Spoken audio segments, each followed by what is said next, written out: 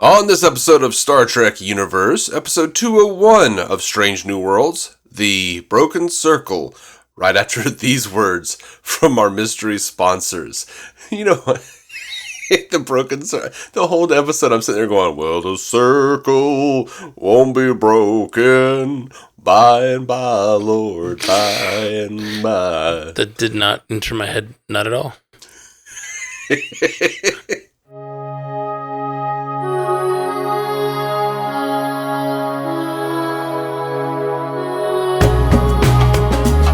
Welcome to Star Trek Universe, the podcast where two lifelong friends sit and chat about Star Trek. My name is Matthew Carroll. I am David C. Robertson. Dave, what's happening, bud? I don't know, man. Back pain for both of us. Horrible, horrible lives. It's been a rough week. For both of our backs. So It's no good. But we got a new Star Trek. We did. It's always a delight. Sometimes. It's always a delight to have it. Now, whether we are appreciative of the particulars, right? It's always nice to have it to be excited about and to watch. So, what did you think? I guess spoiler alert. We're getting into season 2, episode 1 of Strange New Worlds. What did you think? Man, I was real bored. I just didn't feel like it was a very good episode, and there were a couple of things that I liked. Like, I thought it was neat that Mbinga was like, or Mbinga, however you say it, he's the one that was like, to calm your emotions, here's this hand harp that you use all the time in old stuff. Yeah, that's interesting. That gives him playing his little hand harp a little bit of context. Yeah, of course. I was also sitting there going like, the hell, dude? You just keep a hand harp behind you? You just have a Vulcan lute hanging out behind the corner there? Like, what's happening, man? Was it maybe he made it to with the anticipation that he was going to talk to Spock? Next time I talk to Spock, I'm going to give him this. You might have had it, replicated up or whatever. Yeah, of course. Mbinga's got a lot of shit just behind his. Just behind the Super Serum. What the hell was that? Yeah, that's got to be from a previous episode. Would you remember what it's from? No, I don't know. I don't think so. I'm pretty sure it's from a previous episode. I don't remember it. I have no recollection. But the way they talked about it, they're like, "Oh, you still have some of that?" And he's like, "Yeah, I keep it on me or something." It sounded like it was something we should have remembered, but I don't. I don't remember them using that stuff. I don't think so. I think that was meant to be like, he has leftover super serum from when they fought in the war. Oh. Because we know Chapel and Mbinga fought in the war, the Klingon War. We find that out this episode. So. Right. Okay. So they have superhero serum. Mm-hmm. They turn into Captain America or something and run around and just take down all the Klingons ever. Yeah, which feels weird from a canon perspective, and feels weird from a Starfleet perspective, a thing they wouldn't really keep around. Yeah. This whole episode feels like it's well constructed, and it's a fine piece of storytelling or whatever, but there's no depth to it, and it doesn't feel very there's just some things that really bother me. The whole point of this was there's a group of Klingon. First of all, it's Star Trek 6 meets Star Trek 2. It's Star Trek 2 because they have to steal the Enterprise, which that was Star Trek 3. Oh, was it 3? Mm-hmm. Search for Spock. You're right. So Star Trek 3, they have to steal the Enterprise. It just felt like it almost. You can't steal the Enterprise every episode.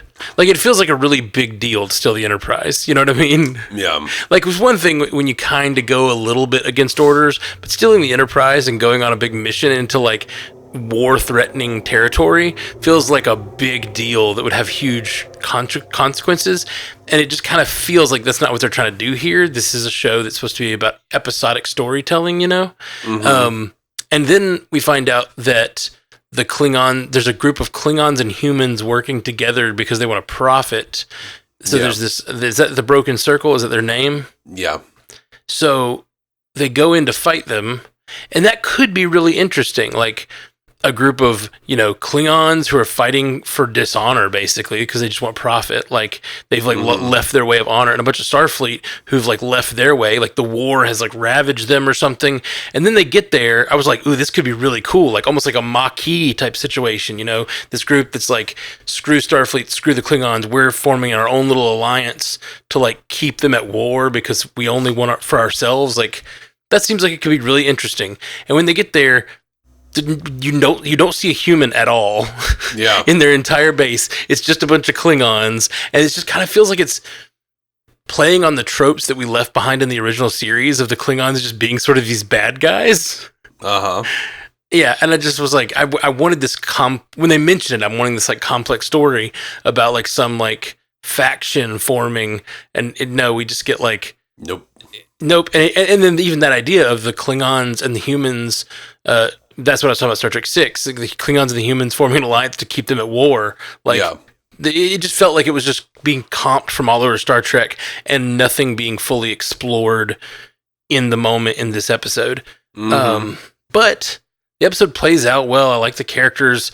I like what they're doing. I like their character moments. I like the Spock getting emotional over Chapel. All of that. I like him having to make the decision to shoot the ship, even though he knows that this person who's somehow this core of his emotional being, he has to shoot. He doesn't even fully understand how he feels about her and stuff.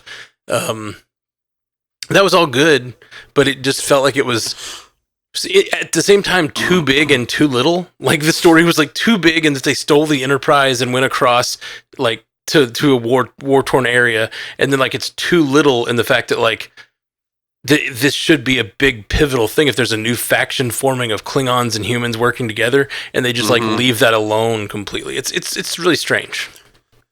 Yeah, it made me feel weird because I think I agree that it should be a bigger deal to steal the Enterprise. On the other hand, they did have help, and I mean, how many episodes of Star Trek do they go against orders to go do a thing? Right, so, I agree. Go against orders. They could have written it differently, but going against orders happens all the time. But a lot of times it's sort of soft going against orders, oh, we didn't hear you, Commander, or whatever. But stealing the Enterprise is something that's only really happened once or twice, maybe. In the whole thing, and it was that big moment where you have the crew of the original Enterprise in Star Trek 3 working behind the scenes, running around, stealing the Enterprise. It's a big deal. It's this big cinematic moment, and in this it was not even the captain isn't even there. It's Spock's first chance at command, and he's I'm gonna steal the Enterprise. It's only logical. What? I don't know that it is. Yeah, I was just there going, I don't even know what I'm watching anymore. Yeah, it felt like Spock should not be the biggest loose cannon on the ship. That's not Spock's role normally. I don't think he is. Not with Carol Kane running around. What was that accent? That was terrible. Oh, I liked her, man. She was maybe my favorite part. Yeah, I liked her a lot. Yeah. It's silly accent, but it's fun, and I forget what they say. She's from that race that lives a long, long time. That's been hanging out on Earth. Do we know anything about Lanthanites prior to this? I don't. Okay. I don't. But both me and my wife were sitting there going, what is this accent? Why does it sound like she is on SNL trying to read cue cards with all this techno babble? This is horrible. Who hired her? I stand by that. All right. I do not like her so far. I'm not a huge Carol Kane fan anyway, but this role is not for her. To me. That's cool. I didn't have a problem with her. Sorry. But that accent just doesn't bother me. It reminds me of other roles she's played where she has a similar accent. And some of them very serious. I just watched her on Hunters, and really good show. And she plays a similarly broad accented character, but she's played for laughs at times, but the show's really serious, and I love her on that. So this was cool. Yeah, she's often played an accented broad, but yes, indeed. Remember her as a penguin and Penguin's mom, on Gotham? Yes, yes, I do. Yeah, that's what it feels like. But she's in a Starfleet uniform for some reason, talking about warp cores and yeah, it's just weird, man. I don't know. I respect that. It didn't hit me as weird, but I mostly liked her. I feel like about her like I do the rest of the crew. I like everybody. I like what they're doing. Yeah. This episode, for me, it was all just the structure of like this episode being so weird. It just feels like almost like a season arc, but because this is the show where they don't do that, they shoved it all in an episode. I mean, they're clearly doing some kind of season arc. I mean, they're dragging Una's shit on, and they're dragging on this Gorn War bullshit. So, oh yeah, they are. And I think that's going to be the next big thing. It's the Gorn War, apparently, which was the big reveal. He mentions at the beginning, the top brass, something's going on. I don't know what it is. And then you find out the Gorn War. Yeah. That Gorn War there. Yeah. I'm not against it. I'm just like, I'm not against it either. Whatever. So, I guess for me, Strange New Worlds is this home for, episodes that explore what Star Trek used to explore, which is I don't know, looking into humanity and figuring out interesting ethical dilemmas, and it's that episodic series, supposedly, at least more so than what we've been getting lately. And it just these kinds of episodes are not bad. I like these kinds of episodes, but they feel like you have to do them kind of sparingly, and you have to kind of undergird the season with really great I guess morality tales and stuff, in my opinion. And coming out of the gate with this one felt just a little weird. It didn't have a build up to it. I would rather had some weird episode about a weird dilemma that they have to face, Yeah, that's what I like. It was just that there was I felt like whoever directed, and I didn't even pay attention. There were a lot of strange choices, when Mingo was let's see if they have the spacesuits or whatever, and he opens the door, and it looked like there were spacesuits there, and then it was dun dun dun dun. He looks at Chapel, and it goes to commercial. I was like, was that not a spacesuit? Yeah, my niece was like, what was that? And I was like, I don't know. I'm assuming it means the spacesuits aren't functional or aren't there, but just from musical cues, I don't know. Another really weird directional choice. They have a moment where they open up a panel in the floor, then they go down to another level, and the camera work decided it needed to invert and then go down a level and then invert again. The camera turned 180 degrees, traveled downward, and I get that in space there is no up, but on the ship there's gravity. And when you do that, it tells the audience something. It tells the audience that you're getting an inverted gravity or you're entering a different spatial area, but they weren't. So it just was a weird choice. It was like they were, whoever directed was doing some things that trying too hard or something, doing some things that did not seem to work at all. I mean, the scene where Mbenga and Christine were in space and they were freezing to death, and they got teleported. They did some crazy shaky cam close up transporter stuff, and it looked I don't know, a 90s music video or something.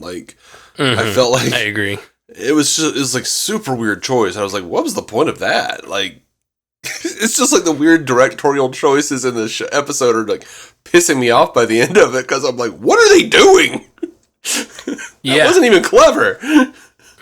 Yeah, man, I'm with you. There were some really weird directional choices. I don't know what else to say about it other than that. We got I did like it. Like I said, I liked everything from Mbenga and Chapel, and I liked the Spock stuff. I really hated that I think part of what I didn't like about this episode is it's just missing Pike, Yeah, I missed Pike.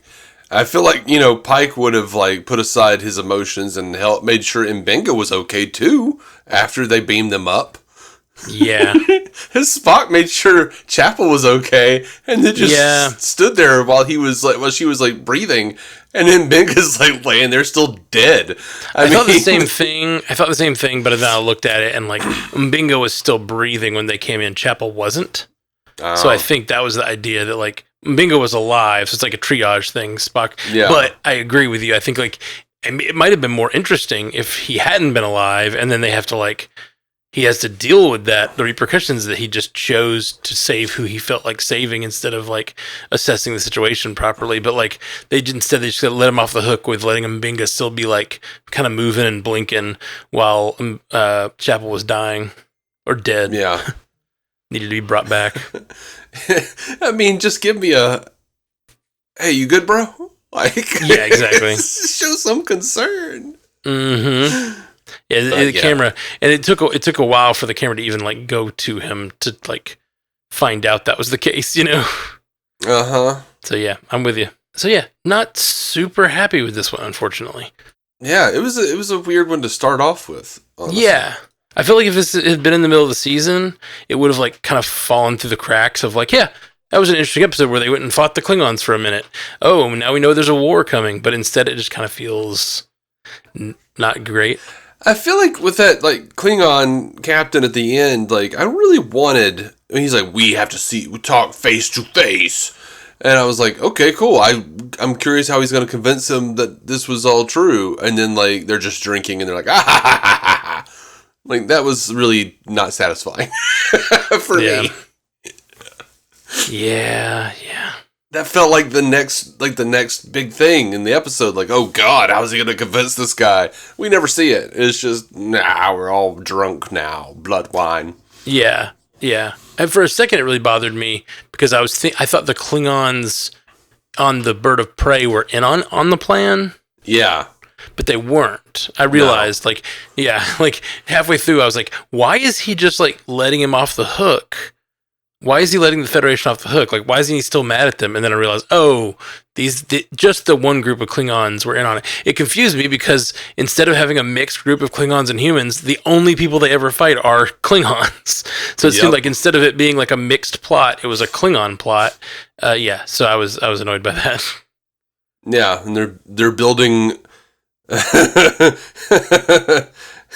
new Reliant in the Genesis caves, and they had to steal the Enterprise in Star Trek 3. Yeah. Like, in some ways, I think, like, you know, you're trying something new, like the weird camera angle thing. Like, I think back to, like, Evil Dead, when Sam Raimi first used that camera angle that was, like, revolutionary. They were shot upside down until something passed him, and then it turns forward, and he's watching the car go forward. That's his shot. Like, it's known as an Evil Dead shot, you know? And, like, people use it all the time for things like that.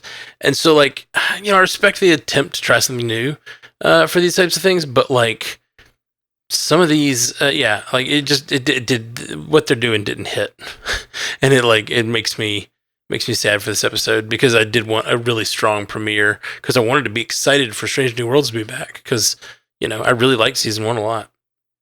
Yeah, it's just kind of a weird one out of the gate, I guess. Yeah, it was a weird one, but we'll be all right. Yeah, I'm not gonna stop watching it. No, me neither. Any other thoughts on this episode? I don't, but we have feedback. Okay, yeah, let's get some feedback. We have 2 feedbacks. Sweet. We have an email from Andre Sparks. Says, "Hey guys, I'm so glad it's back. Great first episode." Oh, I'm sorry you had to listen to this episode, man. Yeah, sorry. I'm sure there's a lot of people who don't see it the way we do, but yeah. He says, "Now in the old show, was Spock ever this out of control with his emotions?" Yeah, sure. Like, it seems to be called out a lot in this episode that he's different. Like, as an audience, we know he's different, but did the characters just not talk about it in the original show? Lastly, an attack on 2 fronts definitely caught me off guard. Can't wait to see what happens. Is this war new canon? Keep up the good work. Thanks, Andre. Yeah, I think by the time we get to the original series, Spock is very established in what he is. Not counting the pilots, because he's a little off. As we know, the cage happens before Strange New Worlds, and he's still a little off in the second pilot, but I think at a certain point, it's like everybody kind of respects him and knows that he doesn't like to talk about how emotional he is at times. So everyone kind of like, except for McCoy, steers clear of messing with him about it. Mm-hmm. They don't really talk about it much. Yeah, I also think that in the original series, because it was introducing, the show was introducing us to the Vulcans in general, like it treated his Vulcan side as the other. Like, so every time the humans on that show are talking about how different Spock is, they're talking about because he's a Vulcan, he's different. And now we have this world that's established where everyone knows Vulcans, and like now these characters, and it's sort of a meta problem because the characters as well as the audience knows that like he's not Vulcan, he's half Vulcan, half human, and that is really what makes him different. And they kind of they really played with that a lot in Discovery and even 2009 Star Trek, and like I feel like this show is using a lot of that here. And I know they used it in the original series too, obviously it's canon there, but like I feel like episode to episode, most of the crew, when they talk about how different he is talking about his, oh, you're so weird and green-blooded and logical, like they're not talking about how different from other Vulcans he is, except for the few like Vulcan episodes, In this, it seems like everyone knows a Vulcan, that they're comparing him to.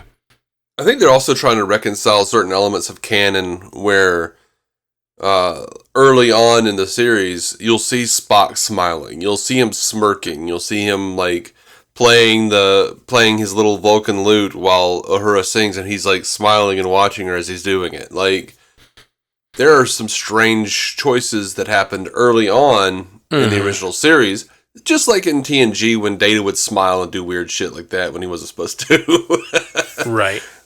So I think they're trying to reconcile that to some degree, personally. But I'm interested to see what they're doing with Spock. I'm trying not to get too uppity about it as a fan, about Spock being different. Just about him being so emotional and about him, having so many issues. I'm trying to see where they're going with it and what they're doing with it before I get like, Yeah, I have a feeling it's heading towards some sort of conclusion where he really decides to bury himself and get rid of the emotions. Like, he's dabbling in the idea that he's hearing from Chapel that no, it doesn't make you less, it makes you more human. Like, it's not a bad thing, just be who you are. And I think he's going to dabble in that, and then it's going to lead to some pain, probably when Chapel and him don't work out or something, or when whatever happens, or he makes a terrible decision because of Chapel and it hurts crewmen or something. Something happens, and then maybe that pushes him down further, and he decides to follow the Kolinahr closer. Yeah, for now, I'm looking at Strange New Worlds, and I'm going, I don't see how this isn't a new canon, because I'm not seeing the connective tissue between what Chapel and Spock are doing here and how they become in the original series. Like, as far as their relationship. How cold and emotionless Spock is towards Christine, although there always seemed to be like a small bit of, there was something there. I have a problem seeing how she becomes so demure around him, and how, she almost, in the original series, acts like she's just like a battered wife or something. Like, she's very like, I don't know, like, what was the word? She acts almost like self-subjugated or something. I say self because he never asked her for anything. Yeah. On the original series. Well, I mean, I could absolutely see how this relationship could turn to that. When I don't see her turning into Nurse Chapel exactly, because like, it's just a different era of television. Like, completely. That's a lot of that is just like, the way women were in the 60s on television or whatever. But with this, I think that you can see in the relationship, like I said, if her and Spock have a real connection and she really wants to pursue it, but he decides something bad happens because of the relationship. I mean, we see it in this episode. He runs to her instead of running to Mbinga. And it's like, what if he does something similar and loses crewmen over it? And then he realizes his care for Chapel is like hurting his duty, and he decides to like really follow the Kolinahr, shut all that down. And then like he Yeah, I see you laughing at duty. I was trying to do it quietly. I'm just calling you out. Of course, you said it hurt his duty. I hate myself for thinking that's funny, but it is. So like you can totally see if Chapel still wants something out of the relationship, and he's decided to purge that, and even the idea that he like still is tempted by it, you know, like later on in those later episodes where he's like sort of still into her and wants to be, but he's like trying to shut it down within himself because of the problems that it's caused in the past. Like I could totally see that relationship being birthed from this one, but it would probably take something traumatic like that. Right. Yeah. I'm not saying it because he couldn't do it or whatever. I'm just saying, like, as the characters are presented now, like, oh my God, like, what are they going to do to make that the reality? Right. You know, that's my point. Honestly, I'm shipping them so hard. I kind of hope this is a new canon. Right. Me too. Maybe we'll get a time with them together or something. Even if it is trying to conform back to canon. But, you know, as we talked about a lot last season, the idea that if Kirk gets on the ship before Pike leaves and all that stuff, which he's already done, like that's going to be a new canon in general. So no, not necessarily because they haven't met yet. Oh, right. But I'm saying if that happens is what I was getting at. But yeah, last season, I guess they didn't meet. Oh, Andre says, P.S. Hope you guys heal up soon. Peace. Oh, thanks, you, Andre. Thank you. We're old. We hurt. Yep. old men with bad backs, apparently. Yep. All right, let's get to Stu Little here. Strange New Worlds 2, Strange New Worldser. Is what he says. He says, hey, it's Strange New Worlds time. Wait, you have to divulge what species you are on your Starfleet application? What happened to prefer not to say, like the race part on our present day ones? I feel like that's the thing that you would need to know. Yeah, probably. Depending. But in the future, everyone's delighted with what they are, so they need not prefer not to say. Mm-hmm. Sorry, I was just taking off on something Roddenberry once said. Stu says, did Uhura wear those luminous green earrings in season 1? I found them rather distracting. Maybe this is leading to the origin of the regulation why Ro Laren couldn't wear her one earring in TNG.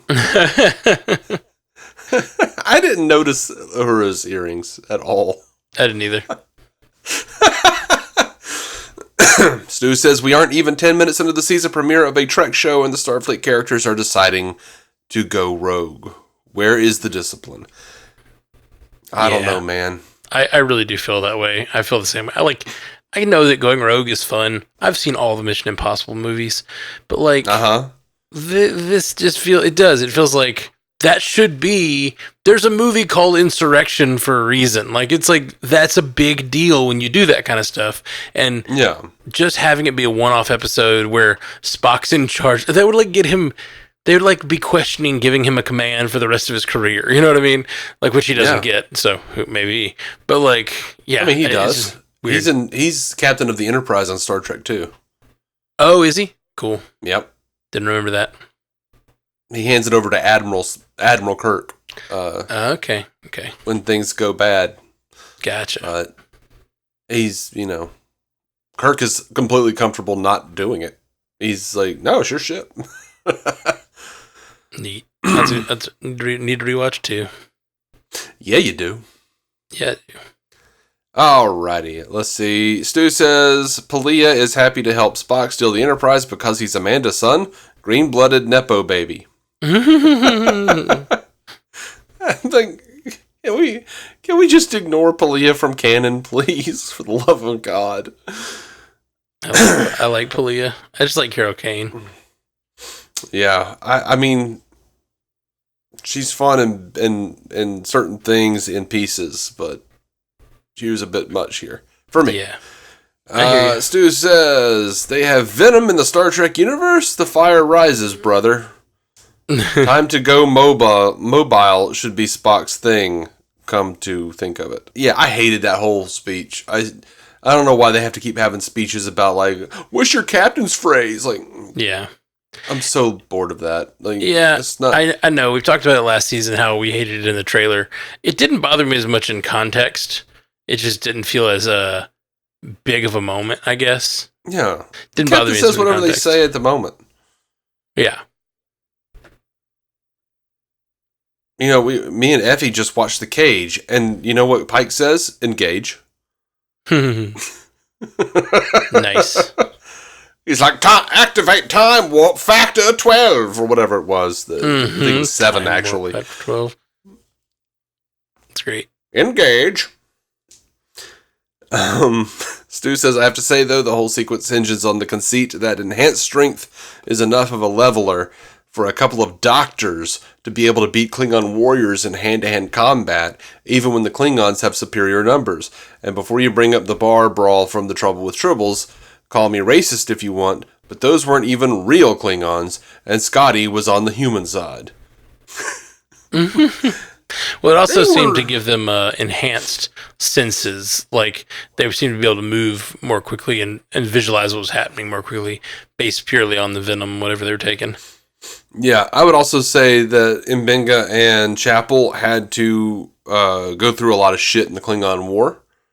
They already know all the combat and stuff. And they're trained Starfleet officers. Like, they have some combat training, I'm sure. But, yeah, it still feels like John Wick levels of, like, beating up that many Klingons. You know what I mean? Like, it was a lot of Klingons between them and their goal. And it took them, barely effort. What is it? What he always says on a pitch meeting? You know what I'm talking about? No. Barely an inconvenience. That's what it is. Oh, barely an inconvenience. Yeah, I think what they were going for is that they already had combat training. They were in the Klingon War. They took the thing that made them more fightier. Yeah.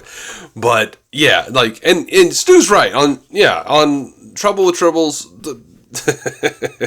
or Day of the Dove. Those weren't real Klingons. I mean, they were, but they were like subdued because of all the genetic manipulation. Yeah, I get. We guess, yeah. Well, Enterprise said it. So. Well, did they say they didn't have as good a fighting power?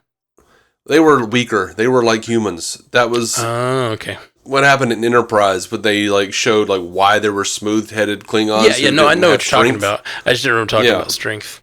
All right, cool. So yeah, but we know that those Klingons, I don't know if they got gene therapy or what, but Korkang and Koloth were like normal ass Klingons by DS9. Mm-hmm. Yes, they were. So, Stu continues, Lanthanites lived on Earth undetected till the 22nd century, perhaps mingling with other long-lived humanoid species, and we have another time travel episode upcoming. All I'm saying is they might really be getting their money's worth out of that 10 forward set. I actually hope it happens now just for your email, Stu. Yeah, no, I love that. That's a good idea. I did think that, if they're doing time travel or just like, it's always interesting to have that character who's lived a long time. It's like just little throwaway lines like Guinan could have, because she lived on Earth way back in the day or whatever. Mm-hmm. It'll be neat to have Carol Kane's character be on there doing that kind of stuff. I guess. Stu says, yes, Bach, you better not go rogue again, or it'll be your commission. Like, for instance, if you stole the Enterprise to go to a forbidden planet, especially one where there's a penalty of death to travel to, that'll definitely end with you being kicked out of Starfleet for realsies. Yeah, man. Spock totally steals the Enterprise in the menagerie. That's funny. That's the one where he's trying to save Captain Pike. Yeah. Get him back to Talos for. I know. I wasn't sure. I knew the other parts. I didn't remember that he stole the Enterprise in that one. I just remembered that Pike had gone there as a younger man. I thought he was referencing like Pike being a hypocrite. Like, don't do that thing I did. No. That was like Spock trying to help the disabled Captain Pike get back to Talos 4. Gotcha. Stu says, Stark and modern Trek tropes aside, this was a fun opener. Yeah, that snark, man, I still just don't care for it. It had a cool-looking Strange New World and an interesting plot, and new avenues for characters like M'Benga and Chapel with their rampant steroid use and apparent space Vietnam Klingon war backstories now. Yeah, they didn't mention for a year, but now. Yeah, Stu sent me, I was like, what the hell is this? And he was like, it's a supplement to my email, but he sent me on Twitter a picture of Mbenga with the Bane mask on it. It said Mbanga. It's good. Like, yeah, man, huffing that venom. So whenever he's fixing someone's wounds, he should be like, "You have my permission to live."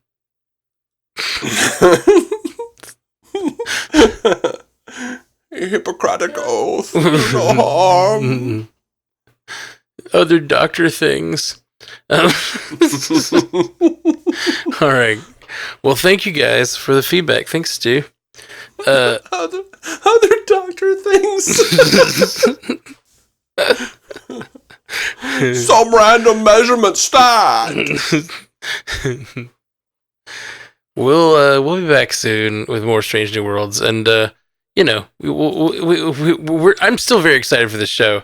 I'm just hoping we get some more like, I don't know, like standalone-y, like just good adventures that are more creative. I guess this one just felt like it felt like a Mad Lib Star Trek episode, like like insert bad guy, insert thing, do the thing. It just didn't feel like it felt like a bunch of different portions of Trek just remixed into an episode. Nothing new or novel, I guess, is what really bothers me about it. Yeah. Yeah. And by the way, can I just say my issues with me not being able to see Chapel becoming who she is in the original series, like, I like this Chapel better. Me too. I like Strange New Worlds Chapel, and it bums me out thinking that she might become like the TOS Chapel. Yeah, absolutely. Well, we'll be back soon with you guys. Jolan True. Live long and prosper. And also, Effie and I did our review of The Cage. It is up now, and the next episode, which will be out in a few days, is Where No Man Has Gone Before. Yeah, that's exciting. Effie's going to be coming on and covering a bunch of the older Trek with Dave, since I don't have time to do it. And she's never seen it before, ever. Yeah, so that's really like, and you've been doing that somewhat with Brittany too, like those perspective of someone watching it all, you know? Christiana. Oh, I'm sorry, that's what I meant. Brittany's seen it all. Brittany's seen it all, probably more than me. I knew that. I just called her the wrong name. Yeah, so you've been doing that with Christiana, watching some, like, showing someone Star Trek for the first time episodes. Those are really fun. So seeing, getting to hear Effie see all those episodes for the first time will be a lot of fun. Yeah, I've enjoyed it so far. And, mostly it's an excuse to, watch Star Trek with a friend who I don't get to talk to as much as I would like. So yeah, it's awesome, man. I can't wait to hear him. So we'll be back soon, guys. Jolan True. Live long. Live prosper. Thank you for listening to the Star Trek Universe Podcast, a Stranded Panda production. If you'd like to hear more from David C. Robertson, check out the DC On Screen podcast or maladjusted.tv for his web videos. If you'd like to hear more from Matthew Carroll, check out the Marvel Cinematic Universe podcast or listen to his music. Just search for Matthew Carroll anywhere you get music.